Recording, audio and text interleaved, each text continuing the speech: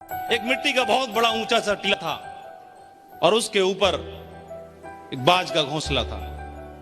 उसमें अंडे थे। बाज आती, बाहर से खाना वाना लेके आती और फिर अंडों को गर्म करती, फिर चली जाती, फिर आती, अपने अंडों को गर्म करती।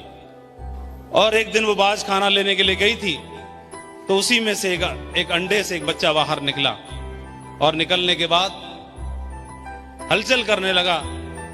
और भी अंडे थे और उसकी हलचल से एक अंडा नीचे गिर गया और जहां पर नीचे गिरा ठीक वहां पर एक मुर्गी का घोंसला था और वहां पर उसके अंडे रखे हुए थे, उन्हीं में जाके मिल गया।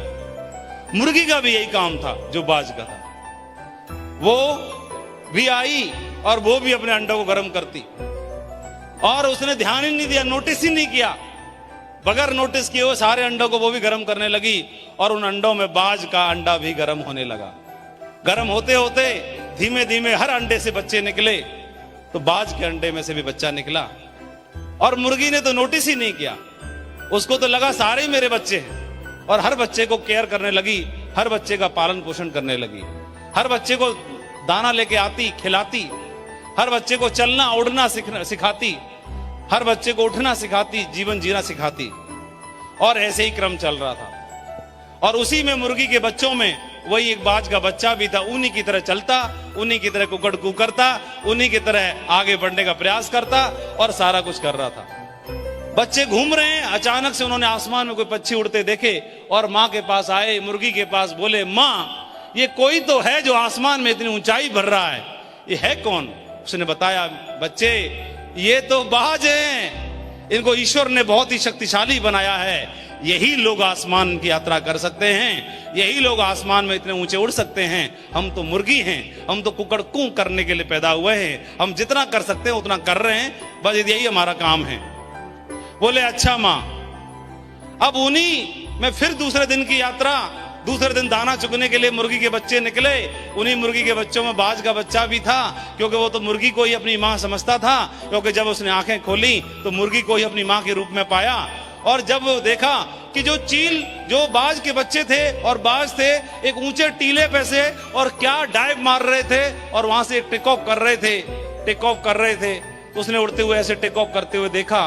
तो फिर माँ के पास आया, मैंने देखा कि वो लोग क्या ऊंचे टीले पे चढ़ते हैं और ऊंची टीले पे से बैठ करके वहां से डाइव मारते हैं और ऊंचा उड़ जाते हैं। चलो हम भी चलते हैं, हम भी अगर कोशिश करेंगे तो आसमान की ऊंचाई को हम भी देख पाएंगे। और ऊंचे टीले पे जाते हैं और वहां से डाइव मारते हैं। तो माँ बोली पागल मत बन, ऊंचा टीला उन्हीं के लिए है, ये हमारे बस की बात नहीं, हमारे भाग्य में नहीं है वो ऊंचा टीला और हमारे भाग्य में आसमान की ऊंचाई नहीं है, रहने दे, हमारा तो यही है कुकड़ कू करते रहो। और पता नहीं क्या हुआ, और ये बोल के चले गए। अगले दिन की बात, वो बाज का बच्चा इस बात को माना नहीं और माने बिना चुपचाप अकेला अंधेरे में चल निकला और ऊंचे टीले पे चढ़ने के लिए।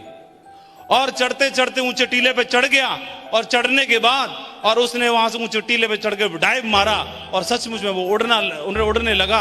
और जब उड़ने लगा तो उड़ते उड़ते उड़ते उड़ते बाकी जो बाज उड़ रहे थे उनके नजदीक पहुंच गया और बोला कि यार आज जीवन में पहली बार मैंने उड़ते हुए अपने आप को पाया, ये तो बहुत बड़ा अचीवमेंट है और आप लोग तो डेली इसको एंजॉय करते हैं। तो बाकी लोग बोले कि अरे तू तो हमारी बिरादरी का है, हम में से ही एक है, तू इतने दिन से हम तेरे को नोटिस कर रहे थे, तू मुर्गियों के साथ कुकड़ कू करता रहता था, समझ में नहीं आता तो क्यों करता रहता था, तू तो हमारी बिरादरी का है, तू तो हमारे सक्सेसफुल लोगों में से एक है, तू तो डायमंडों में से एक है, तू समझ में नहीं आता नौकरी में कुकड़ क्यों करने लगा हुआ था, समझ में नहीं आता तू वहां पर कुकड़ क्यों करने लगा हुआ था।